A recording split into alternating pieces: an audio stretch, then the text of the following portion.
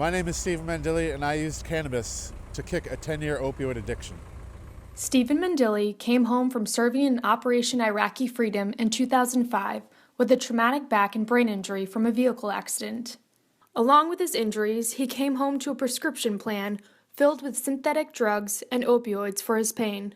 When he was on opioids, I really didn't even see him till later part of the afternoon time. And he was like a walking zombie that was totally irritable, snappy, depressed, angry all of the time.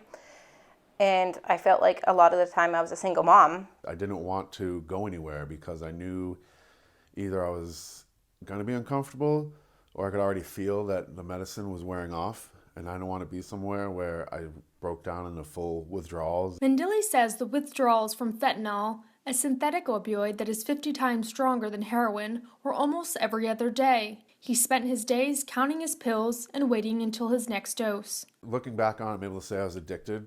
Before I was just felt like I was depending on it because my body wanted it, not so much I wanted it. But then I look back and I planned all my days around medicine, and that's what addicts do. They get to the point though where they have to steal for it or do terrible things for it, where all I had to do was call the VA. Mandile isn't alone in this battle. Americans consume more opioids than any other country. Data from the Center for Disease Control found that although the U.S. only represents 5% of the world's population, it consumes roughly 80% of the world's opioid supply. In Massachusetts, the number of unintentional opioid-related deaths increased by 90% from 2000 to 2012, and is increasing at a faster rate every year. I don't want to lose my wife, so whatever I need to do to change was worth it, because losing everything and wanting to be dead didn't add up to me. Mandile started using medical marijuana in June of 2015. In 5 months, he had tapered off of all pharmaceutical drugs, including the strongest opioid, fentanyl. Being off opioids was like waking back up. I felt nothing for 10 years of feeling nothing but hate, guilt, anger, to having to deal with love and caring and opening up to people and people opening up to me and being able to focus and pay attention to what was going on. When he started using medical marijuana, he came to life again. Like a part of him actually came home from Iraq that I didn't think was really ever coming home.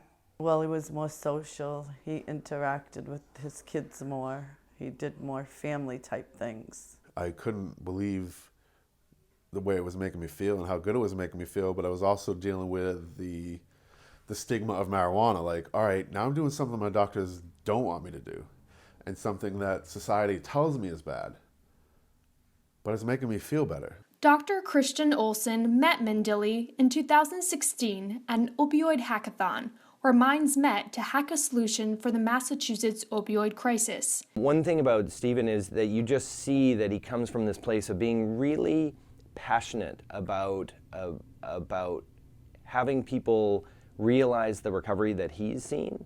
He wants other people to realize that when you've hit rock bottom, that there is a way to come up.